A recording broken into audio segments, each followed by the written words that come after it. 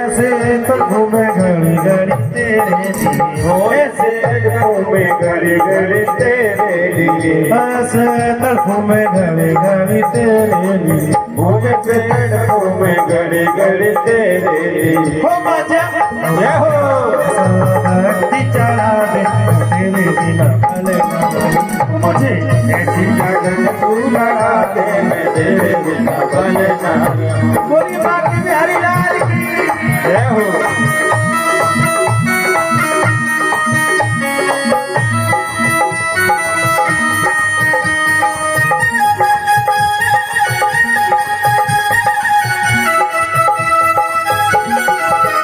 जय जय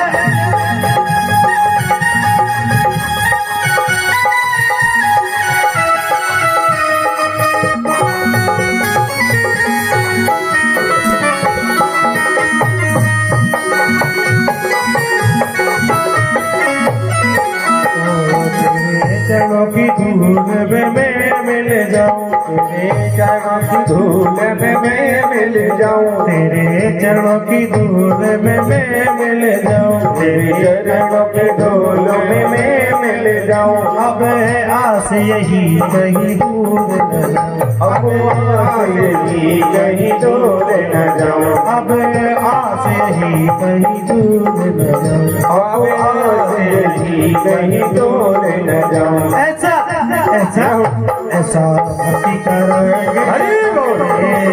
ऐसा भक्ति करेंगे जगा दे तेरे बिना मुझे ऐसी लगन तू लगा दे, मैं तेरे बिना भले ना रहूं। जय जय श्री राधे।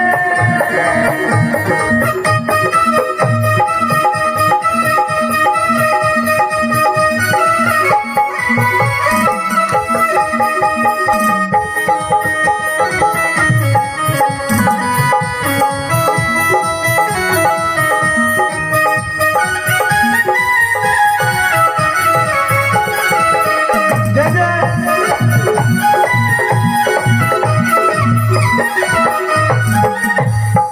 हे राधा हे माधव, तुमसे दिल को लगाया मैंने कुछ न कहा, दिल को लगाया मैंने कुछ ना कहा, तुमने दिल को लगाया मैंने कुछ न कहा, तूने दिल को चुराया मैंने कुछ ना कहा, तुमने बड़ा तड़पाया मैंने कुछ न कहा, तूने बड़ा तड़पाया मैंने कुछ ना कहा, तुमने बड़ा तड़पाया मैंने कुछ न कहा। वो तूने बड़ा तड़पाया मैंने कुछ ना कहा। अब एक झलक तो दिखा दे, अब एक झलक तू दिखा दे तेरे बिना मुझे ऐसी लगन तू लगा दे, मैं तेरे बिना भले ना रहूं। मुझे ऐसी लगन तू लगा दे तेरे बिना मुझे ऐसी लगन तू लगा दे, मैं तेरे बिना भले ना रहूं। बोलिए राधा लाल की जय हो बांके बिहारी लाल की जय हो।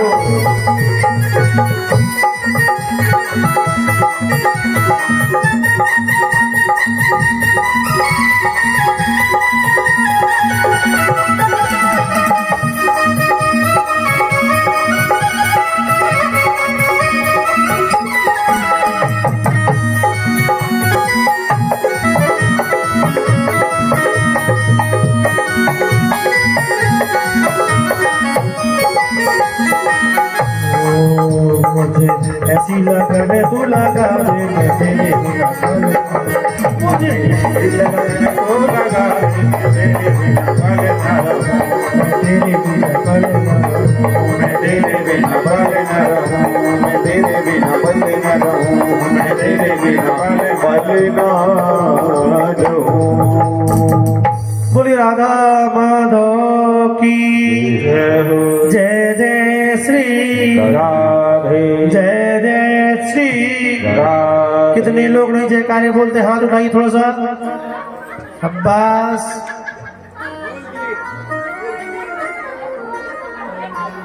सात दिन की कथा हो गई, पर हमारे श्रोता को कुछ हवाई नहीं लगी।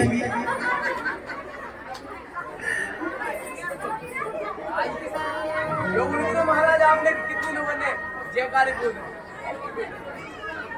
अच्छा सच सच बताना, कितने लोगों को कथा अच्छी लगी? हाथ उठाइए। शाबाश मेरे शेरों।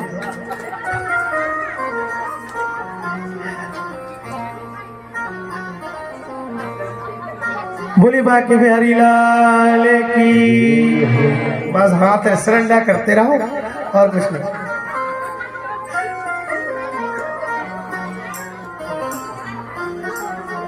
तो महाराज आज भगवान रात्रि के 2 बजे होंगे और रात्रि के समय भगवान को बड़ी हृदय में पीड़ा है, तो ऐसी तरह मुरली बजाई, ऐसी तरह मुरली बजाई।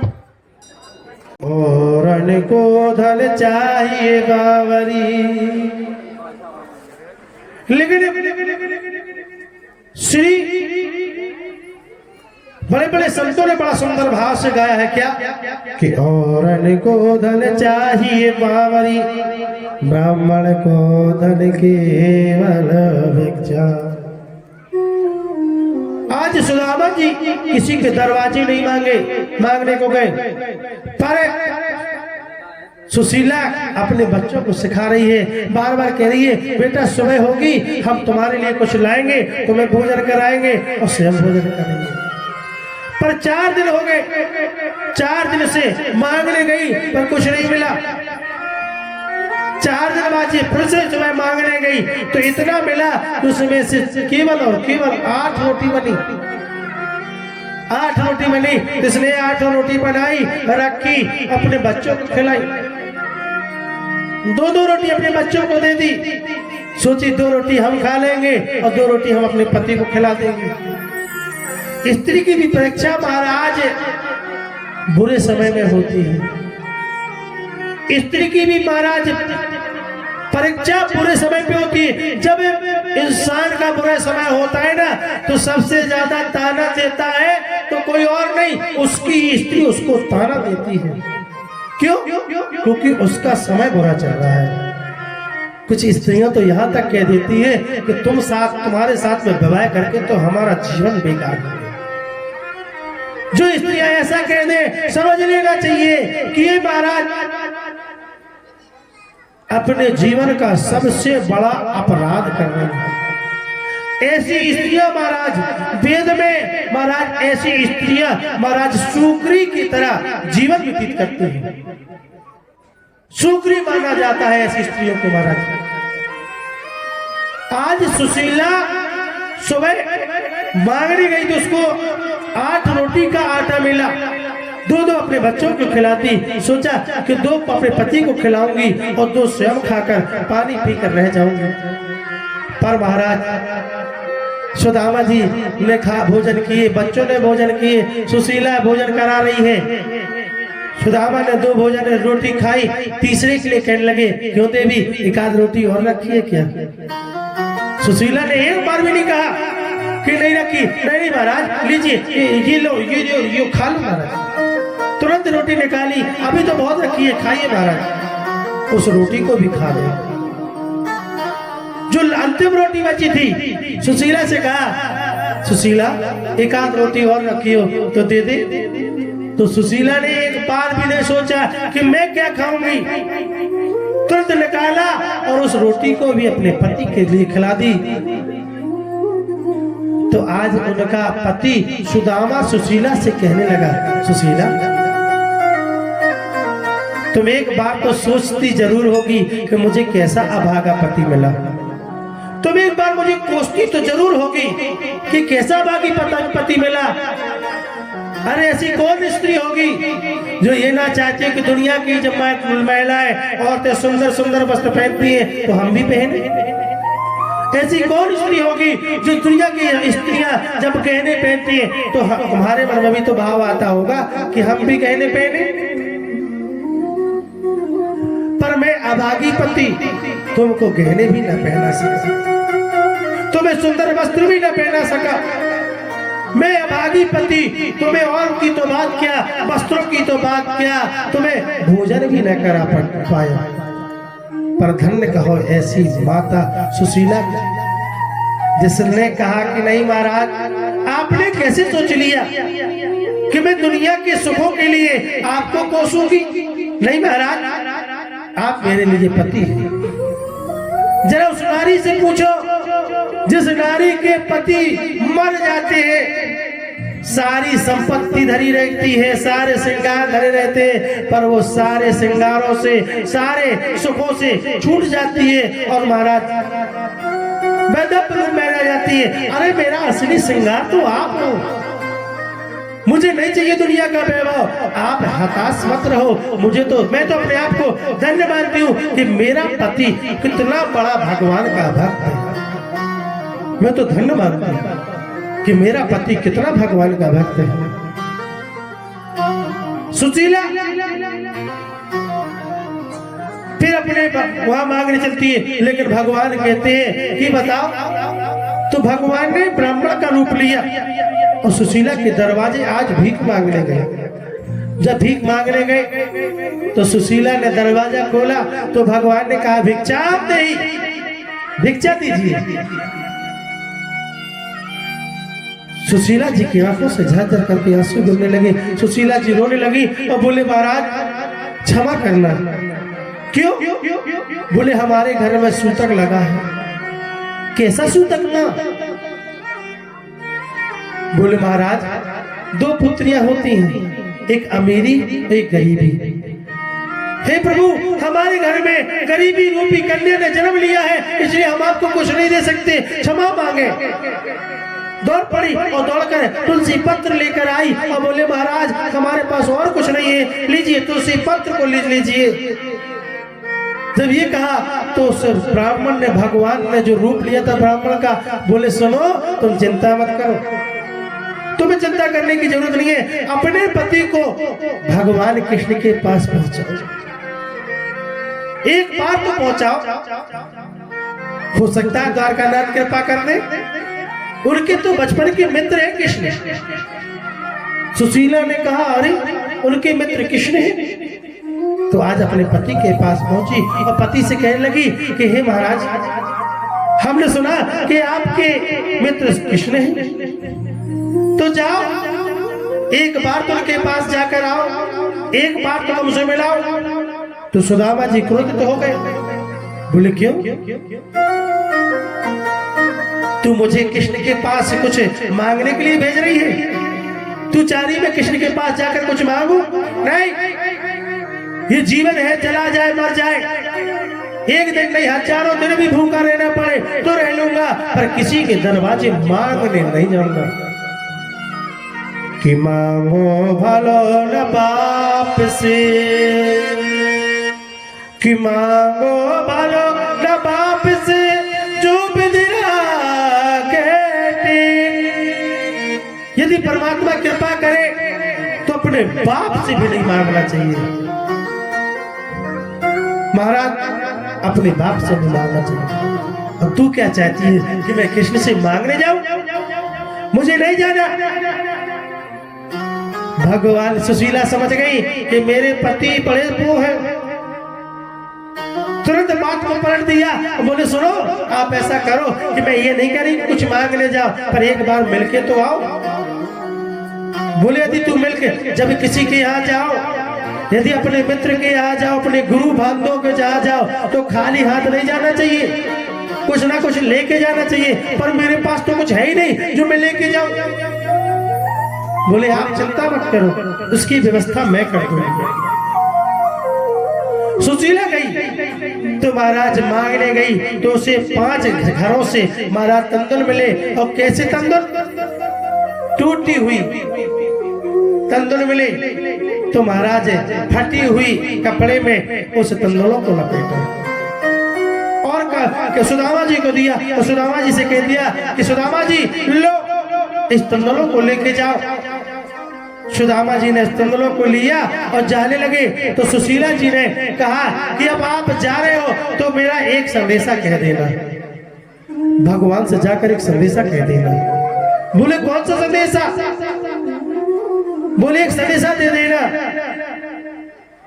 एक मास दुई पाख में, कि एक मास दुई पाख में 2 एकादशी होए, पर मेरे घर गोपाल जू नित्य एकादशी हो।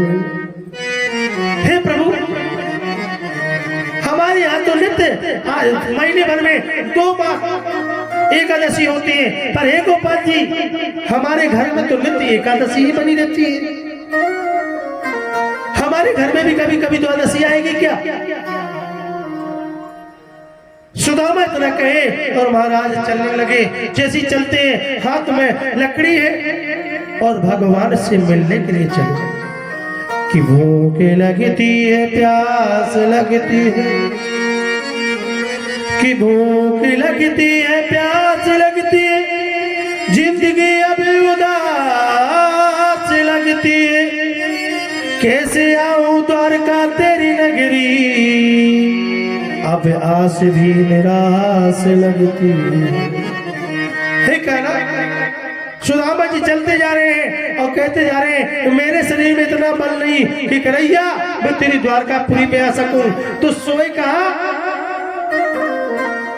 द्वारका से हजारों कोस दूर, पर जब नींद टूटी नींद खुली तो महाराज द्वारका में खुली। अब तो जैसी नींद खुले तो महाराज सुदामा जी ने नेत्र खोलकर देखे तो देखा कि कौन।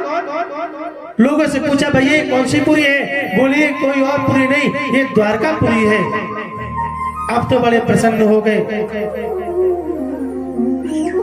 भगवान बड़े प्रसन्न हुए। सुदामा जी और द्वारपालों के पास पहुंचे। द्वारपालों के पास जाकर भगवान कृष्ण से मिलने के लिए आग्रह किया।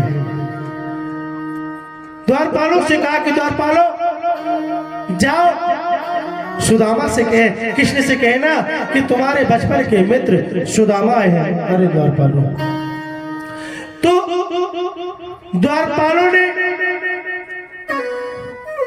संदेशा को सुना और संदेशा को लेकर अंदर जाने लगे। देखो देखो ये गरीबी, ये गरीबी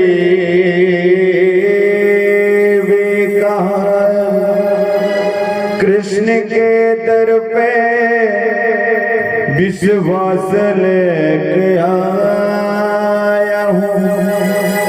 मेरे बचपन का यार है मेरा श्याम, यही सोच कर मैं आस लेके आया हूँ।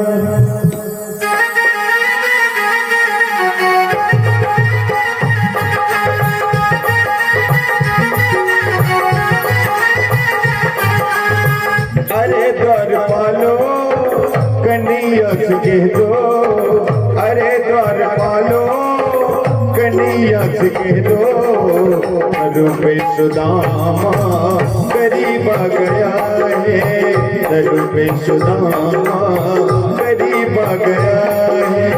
भटकते भटकते न जाने कहाँ से, भटकते भटकते न जाने कहाँ से, तुम्हारे महल के करीब आ गया है, तुम्हारे महल के करीब आ गया है।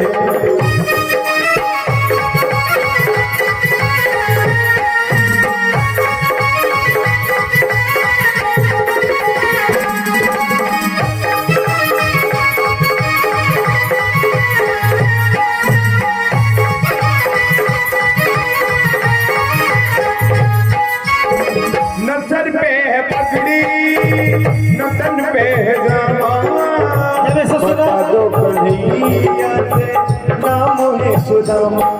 अब महाराज जब द्वारपालों से कहा कि कन्हैया से जाकर कहो कि वो तुमसे मिलने के लिए आए, उनसे बोल के आप तुम्हारे बचपन का मित्र सुदामा तुमसे मिलने आया है। तो द्वारपालों के जब पहुंचे अंदर 7 ड्योढ़ी पार की और 7 ड्योढ़ी पार करके जब सुदामा जी का संदेशा लेके द्वारपाल अंदर पहुंचे तो द्वारपाल कहने लगे क्या भगवान भोजन कर रहे थे। जब भोजन कर लिया तो द्वारपालों ने अपना संदेशा कहा, क्या हे प्रभु, आज मित्र जैसा तुम्हारा आया है, ऐसा मित्र तो आज तक नहीं आया है। कैसा मित्र आया है?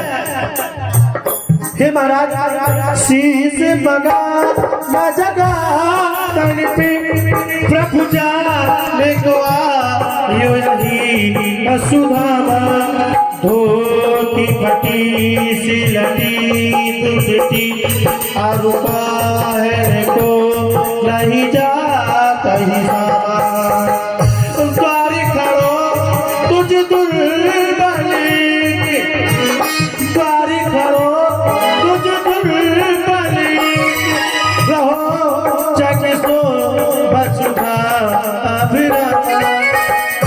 पूछत दीन दयाल पलना में सुना सुनते ही दौड़े चले आए मोहन, लगाया गले से सुदामा को मोहन। जैसी भगवान ने उन द्वारपालों के मुख से सुना कि आज तक ना तो ऐसा मित्र आया और ना ही आपसे मिलने के लिए ऐसा कोई व्यक्ति आया, वो आपको आपका बचपन का मित्र सुदामा बताता है। जैसे संत सुना सुदामा तो भगवान सिंहासन पर से कब उठ गए, न पैरों में खड़ा हुए, जिसका अद्भुत पीताम्बर है, जो सिर में पीताम्बर नहीं है, दौड़ पड़े महाराज और दौड़कर इधर सुदामा जी को लगा कि कन्हैया लगता है भूल गया, अभी तक तो आ ही गया होता। तो सुदामा जी वापस होने लगे, लेकिन भगवान कृष्ण दौड़ पड़े, हाँ मित्र हे सुदामा, हे सुदामा। जब यह दृश्य सारे लोगों ने देखा, सारे लोग दौड़ पड़े, कन्हैया के पीछे पीछे सारे लोग दौड़ते जा रहे हैं और सुदामा जी के लिए चिल्लाते जा रहे हैं, हे मित्र सुदामा, हे मित्र सुदामा। और जब आगे पहुंचे तो ग्योड़ी पे दरवाजे पे सुदामा को जब नहीं देखा तो भगवान रुके नहीं, द्वारकापुरी से बाहर दौड़े और दौड़कर चिल्ला रहे हैं। और जब आवाज लगाई सुदामा सुदामा, सुदामा ने जब पीछे मुड़कर देखा कि भगवान दौड़ते चले आ रहे हैं तो भगवान को लाठी छोड़ी और सुदामा भी भगवान के लिए दौड़ पड़ा और दोनों छाती लग गए, दोनों एक दूसरे से छाती लग गए और छाती लगकर दोनों की आंखों से आंसू गिरने लगे। और लोवा जाकर महाराज भगवान ने कृष्ण ने सुदामा जी को अपनी गोदी में ले लिया और गोद में ले जाकर राज सिंहासन में बैठा,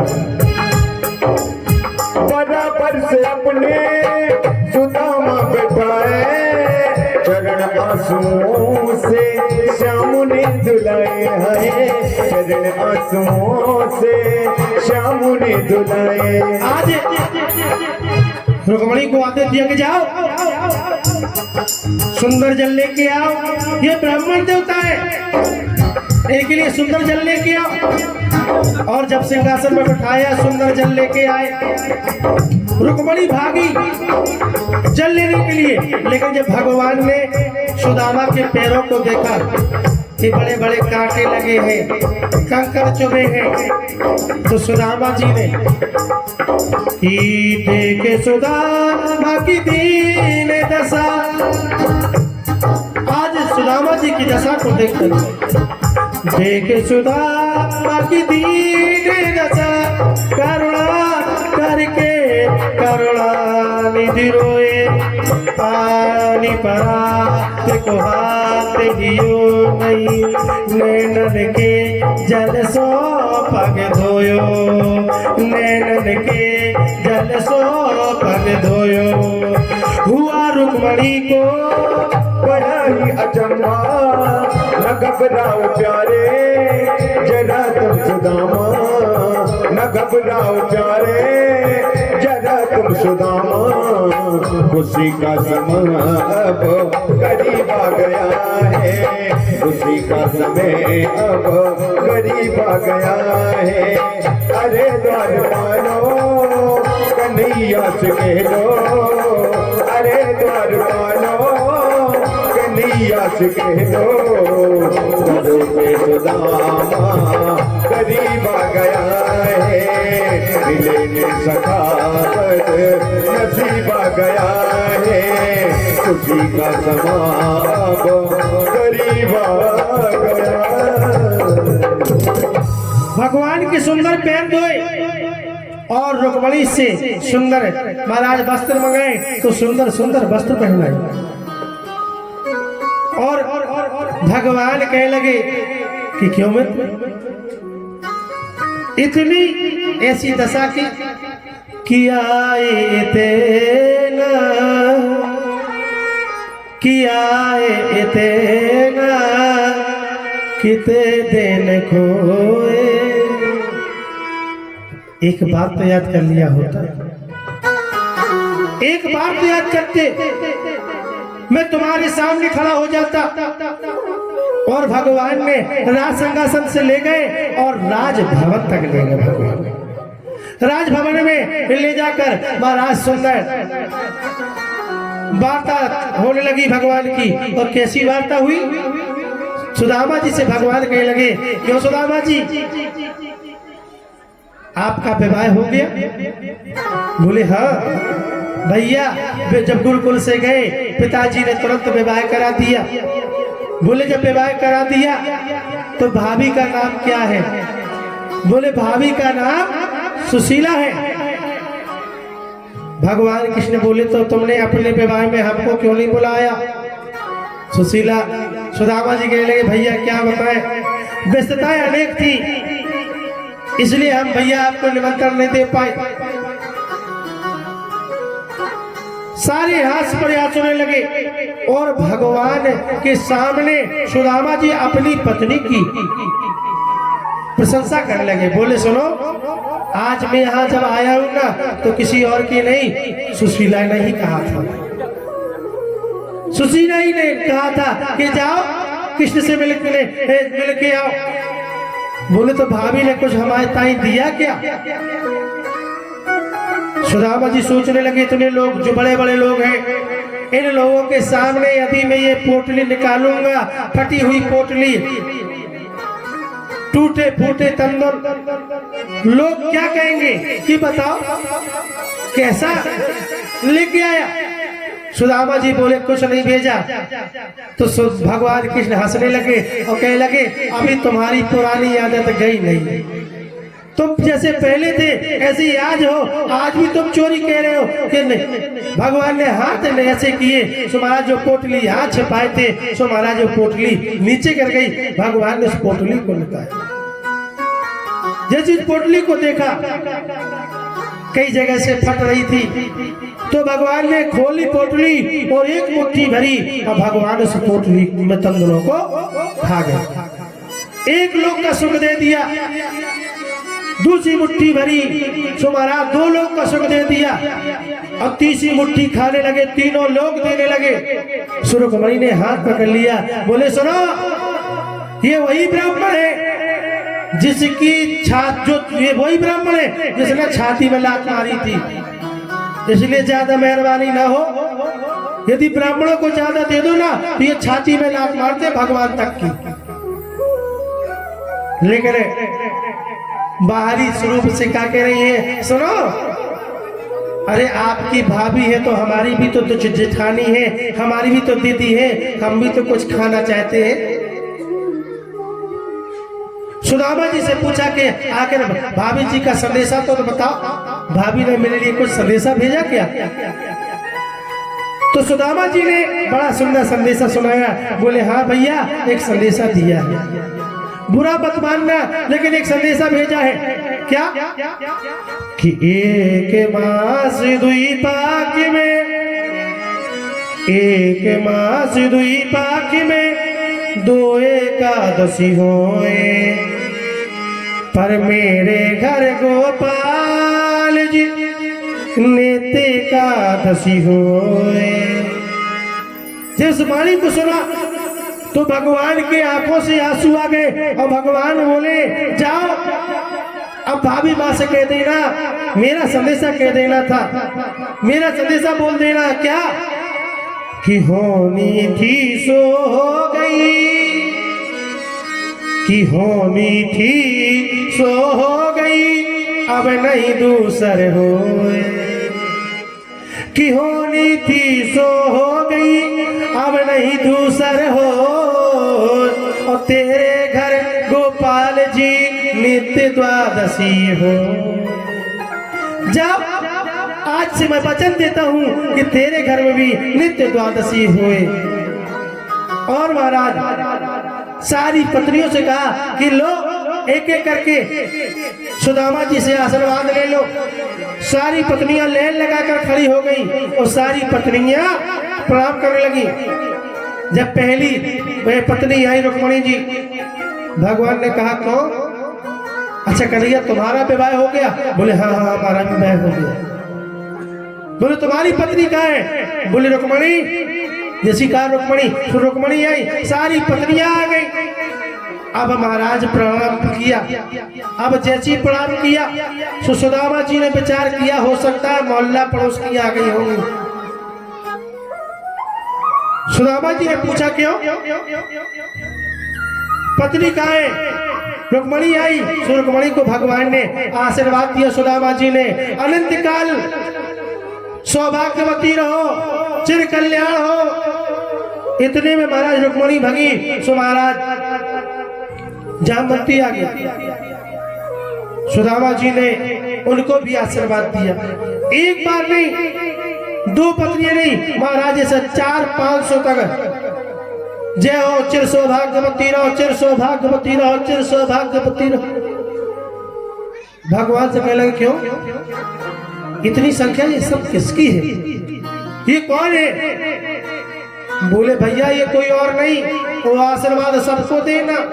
कहीं ऐसा ना हो किसी को आशीर्वाद नहीं दिया। जानते हो यदि तुमने किसी को आशीर्वाद नहीं दिया तो ये पत्नियां मुझसे लड़ेगी, इसलिए आशीर्वाद सबको देना। सुदामा जी बोले ये सब अपनी पत्नियां हैं? बोले हाँ ये सब अपनी ही पत्नियां हैं। सुदामा जी बोले अच्छा मैंने एक विवाह किया तो तुम कह रहे हो कि मुझको नहीं बुलाया, पर तुमने तो इतने सारे विवाह किए तो कम से कम एक आध में तो हमें बुला लेते। तो बोले भैया तुम्हारे विवाह में और हमारे विवाह में अंतर है। तुम्हारे विवाह में निमंत्रण कार्ड छपे होंगे, सारी व्यवस्थाएं हुई होंगी, पर हमारी विवाह तो ऐसे हुई कि सुबह शाम के 4 बजे हमको खुद पता नहीं और शाम के 5 बजे हमारे साथ में हमारी बहू। हमारा विवाह हमको खुद पता नहीं रहता था कि हमारी विवाह होने वाला है, हमारा विवाह हो जाता। बड़ा हास परिहास हुआ और सुदामा जी सारे लोगों से कहने लगे भैया अब हम जाना चाहते हैं। सुदामा जी अपने घर की ओर चलने लगे।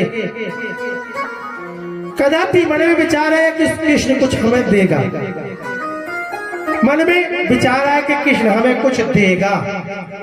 सुदामा उस अनुसार भगवान ने भी अपनी मुट्ठी बांध रखी। जब मुट्ठी बांध रखी तो सुदामा जी ने सोचा कि लगता है कुछ मुट्ठी में लिए हैं, जब हम जाने लगेंगे ना सो दे देगा। पर जब सुदामा जी जाने लगे तो सुदामा जी कृष्ण से कहे भैया अब तुम लौट जाओ मैं चला जाऊंगा। सो भगवान ने एक मुट्ठी तो खोल दी। बोले जो आप सामने वृक्ष लगाए ना वहां तक चलूंगा तो मैं छोड़ नहीं। सुदामा जी ने देखा इस मुट्ठी में तो कुछ नहीं, हो सकता है इस मुट्ठी में लिए हो। सुदामा जी को लगा कि जो कुछ देना हो सो दे जल्दी, तुम अपने घर जाओ हम अपने घर जाए। अब उस वृक्ष के पास गए। सुदामा जी ने कहा कि भैया अब लौट जाओ। सो भगवान ने कहा अच्छा ठीक है तो जैसी मनना रहा। जैसे इस मुट्ठी को भी खोल दिया तो सुदामा जी को क्रोध आ गई कि हे कृष्ण जैसा तूने मेरे साथ में किया है ठीक ऐसा तेरे साथ में हो। जो कुछ तूने मुझे दिया है जा तुझे प्राप्त हो। जो दो लोगों का सुख दिया था सो महाराज फिर से कन्हैया के पास लौट गए और सुदामा जी चलने लगे। जैसी सुदामा जी पूरी अपने सुदामापुरी आए तो सुदामापुरी में अब तो महाराज सुदामा देख रहे हैं कि हमारी झोपड़ियां कहाँ गई। सुदामा जी सोच रहे कि यहाँ तो अति की छोटी झोपड़ियां कि यहाँ तो हती एक छोटी झोपड़िया अब कंचन महल खड़े। यहाँ बड़े बड़े महल दिखाई दे रहे खड़े, यहाँ तो मेरी छोटी सी झोपड़िया थी। भैया द्वारपालों से पूछा, वहां के जो द्वारपाल थे उस पुरी के, तो द्वारपालों से कहा क्यों भैया, यहाँ हमारी एक छोटी सी झोपड़िया थी, हमारे बच्चे थे, कहाँ गए? उन द्वारपालों ने कहा सुनो, हमारी आज से ये ड्यूटी लगी है, हमको पता नहीं कि तुम्हारे बच्चे कहाँ गए, तुम्हारी पत्नी कहाँ गई। सुदामा जी ने अपने माथे में हाथ को ठोका, अब अच्छा रहा, अच्छा कन्हैया से मिलने गए, हमारे पत्नी और बच्चों का भी पता नहीं कहाँ गए, अच्छा मिलने के बच्चे भी खो गए। अब तो महाराज सुदामा जी ने द्वारपालों से कहा कि भैया तो ये राजभवन किसके है? बोले हमें अभी अभी पता चला है कि सुदामा जी के हैं। बोले सुदामा, सुदामा तो हम ही हैं। बोले हो सकता है कोई और सुदामा जी होंगे, एक नाम के कई लोग होते हैं ना, जैसे एक मोहन सिंह मुख्यमंत्री बने हैं तो एक मोहन सिंह भैंसियां चरा रहे हैं, एक नाम के कई लोग होते हैं। बोले अब हम कहा? बोले तो वो मिल जाएंगे, उनसे मुलाकात हो जाएगी, कम से कम इतना तो पता चल जाए कि हमारे बच्चे हमारी पत्नी कहाँ गई। बोले वो तो द्वारका गए हैं। बोले द्वारका तो हम ही गए थे, पर बोले हो सकता है बड़े लोग द्वारका नाथ हैं, वो भी बड़े होंगे, सो मुलाकात करने गए होंगे। फिर पूछा तो क्या उनकी पत्नी है? बोले हाँ महाराज उनकी पत्नी जरूर है। बोले एक बात तो मिला दो हमें, हम अब कम से कम अपने बच्चों को तो पूछ रहे कि हमारे बीवी बच्चे कहाँ गए।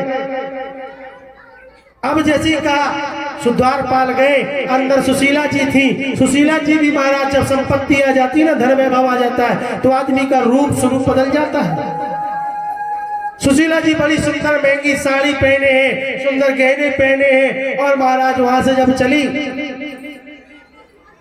कि सुदामा जी आए हैं, बाहर निकली, सुदामा जी ने जब दूर से देखा तो लगा कोई राजकुमारी आ रही है, कोई रानी आ रही है, लेकिन जब पास में आई तो सुशीला को जब सुंदर सजा हुआ देखा तो सुदामा जी हंसने लगे, अरे देवी तुम तो बहुत सज गई हो, तुम तो बहुत सजी हो। सुशीला भी हंसने लगी और प्रणाम किया, चरणों में गिरी।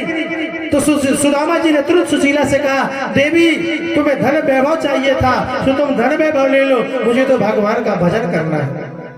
जब लौटने लगे तो सुशीला ने हाथ पकड़ लिया और बोले नहीं, हमें ऐसे धन वैभव का क्या करना है, ऐसे सुख का क्या करना है जिस सुख में हमारा पति हमारे साथ न हो।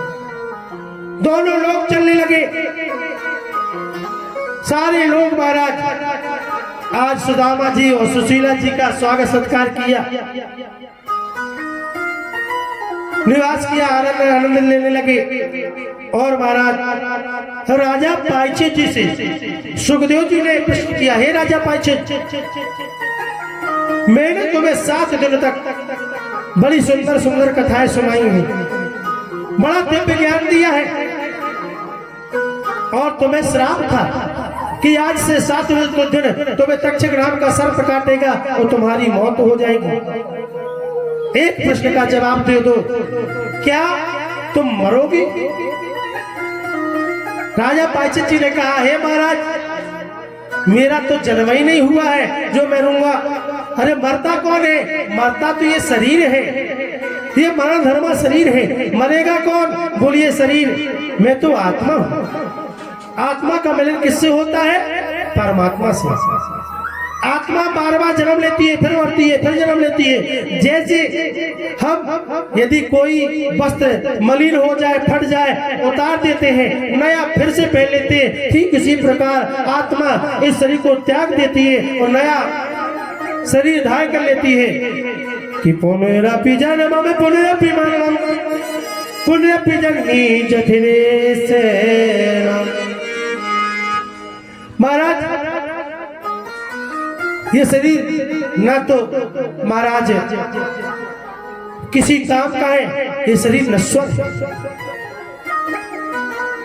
भगवान सुखदेव जी प्रसन्न हो गए और प्रसन्न होकर राजा परीक्षित जी को वरदान दिया कि जाओ मोक्ष को प्राप्त हो।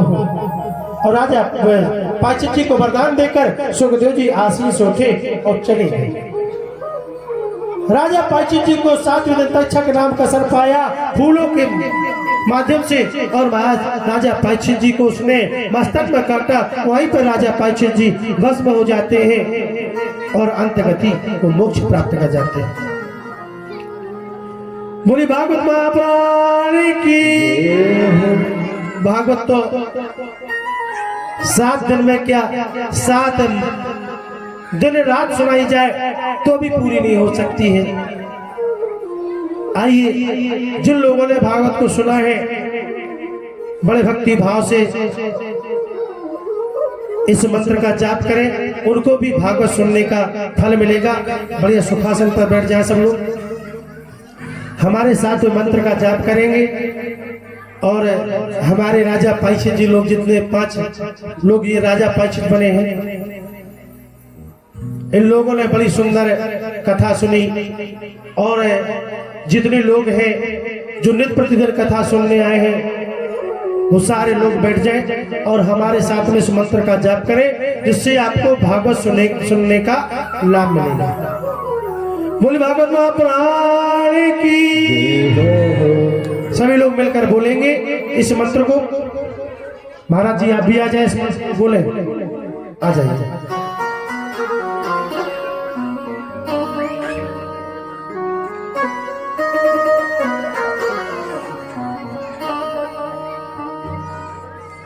बोली भागवत महापुराण की।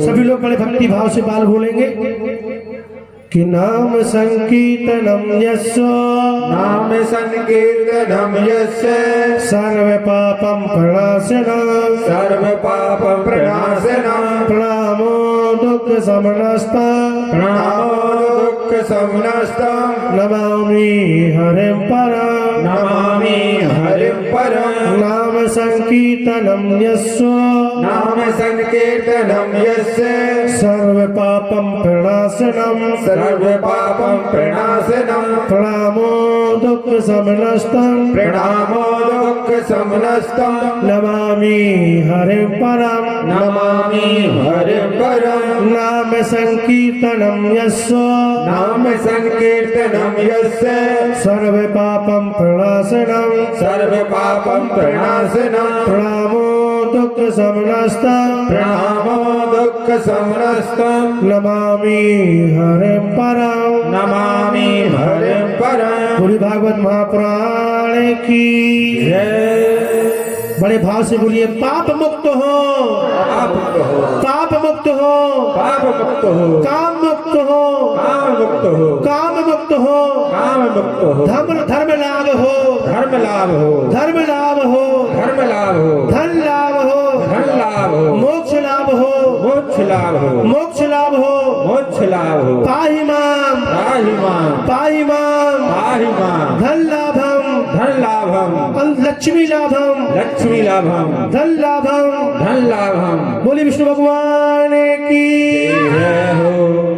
आइए इस व्यास पीठ पर भी और गंगवारे वाले हनुमान जी, चौकी धाम बघराजन माता, यहाँ पर बैठे हुए समस्त देवी देवता, यहाँ पर बैठे हुए व्यास पीठ पर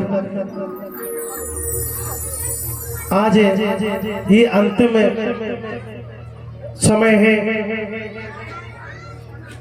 तो मैं अपनी वाणी से, क्योंकि ये व्यास पीठ कल्प वृक्ष है, इस कल्प वृक्ष से मैं आपको, आप सभी लोगों को, जिन लोगों ने कथा को सुना है, जिन लोगों ने इस कथा में दान दिया है, जिन लोगों ने इस कथा को कराया है, जिन लोगों ने इस कथा में महाराज श्रवण की है, ऐसे सारे लोगों को महाराज इस व्यासपीठ से बहुत बहुत आशीर्वाद, आपके रोग दोष काम सब नष्ट हो, सब लोग सुखी रहे भगवान। इस व्यासपीठ से आशीर्वाद है कि सारे लोग सुखी रहे, सारे लोग धन धान रहे, आप लोग सुखी रहेंगे, आप लोग धन रहेंगे, तो हमारे जैसे ब्राह्मण, हमारे जैसे गरीब लोग आपको कथा सुनाते रहेंगे।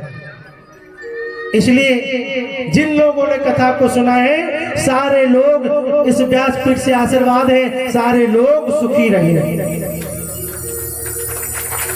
और महाराज, यदि इन 7 दिनों में यदि हमसे कोई भूल भी हो गई हो, यदि हमारे वाणी से किसी को कुछ बुरा भी लग गया हो, तो उसके लिए क्षमा करें। आइए, कल भंडारा है, हमारे श्री अशोक गंगेले जी द्वारा इस भागवत को संपन्न कराया गया।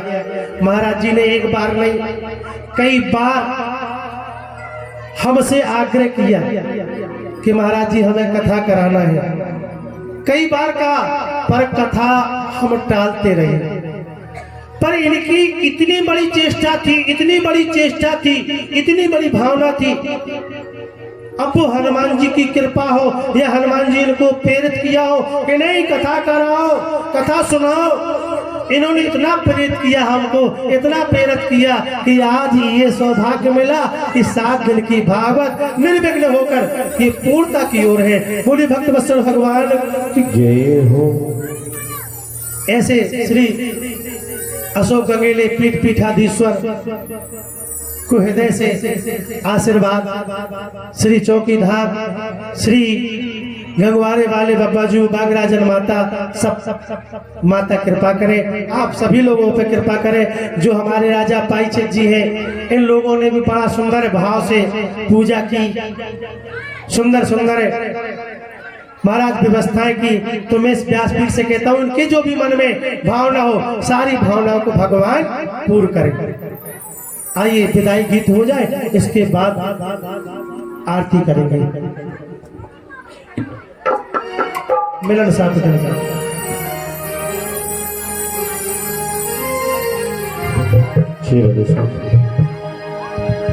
रही जिंदगी तो मिलेंगे दोबारा, मिलन 7 दिन का हमारा तुम्हारा, मिलन 7 दिन का हमारा तुम्हारा। रही जिंदगी तो मिलेंगे दोबारा, रही जिंदगी तो मिलेंगे दोबारा, मिलन आज तक का हमारा तुम्हारा, मिलन 7 दिन का हमारा तुम्हारा।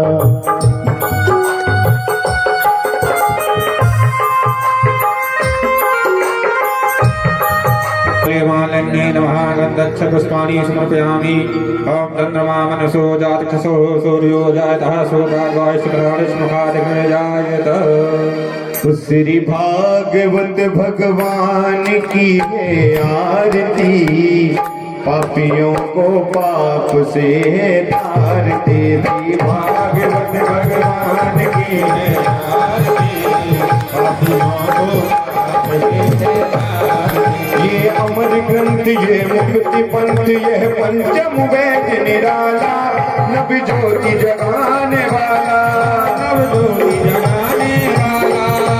राम यही हरि राम यही हरि नाम यही हरि नाम यही, जग के मंगल के आरती, पापियों को पाप से मारती। तेरे भागवत भगवान की है आरती, पापियों को पाप से तारते। ये 7 गीत पावन पुनीत, पापों को मिटाने वाला, हरि बरस कराने वाला। ये 7 गीत पावन पुनीत, पापों को मिटाने वाला, हरि बरस कराने वाला। यह सुख करनी, यह दुख हरणी, यह सुख करनी, यह दुख हरणी। तेरे मधुसूदन के आरती,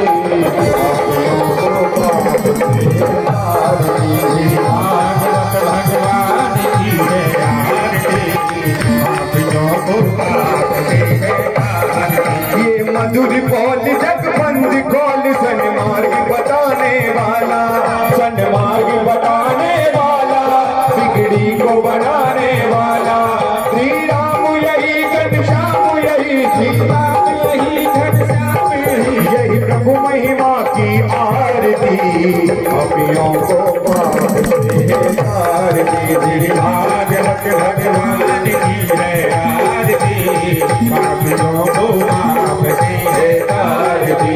जोगी नाम हनुमान तुम्हारी आरती, पापियों को पाप से तारती। श्री भागवत भगवान की आरती, पापियों को पाप से तारती। कर्पूर गौरम धनावतारम संसार तारम भवानी नमामि। त्वमेव माता च पिता त्वमेव, त्वमेव बन्धु च सखा त्वमेव, त्वमेव विद्या सर्वं त्वमेव, त्वमेव सर्वं मम देव देव, त्वमेव सर्वं मम देव देव। हरे राम राम राम हरे हरे, हरे कृष्णा कृष्ण कृष्ण हरे हरे। श्री कृष्ण गोविंद हरे मुरारे, हे नाथ नारायण वासुदेव। श्री कृष्ण गोविंद हरे मुरारे, हे नाथ नारायण वासुदेव। हे नाथ नारायण वासुदेव, हे नाथ नारायण वासुदेव, हे नाथ नारायण वासुदेव, हे नाथ नारायण वासुदेव। श्री कृष्ण गोविंद हरे मुरारे, हे नाथ नारायण वासुदेव। श्री कृष्ण गोविंद हरे मुरारे, हे नाथ नारायण वासुदेव। जय राधे राधे राधे, जय राधे राधे राधे, जय राधे राधे राधे, जय राधे राधे राधे, जय राधे राधे। दोनों हाथों को पकड़िए बड़े भाव के साथ। जय राधे राधे राधे, जय राधे राधे राधे, जय राधे राधे। कृष्णा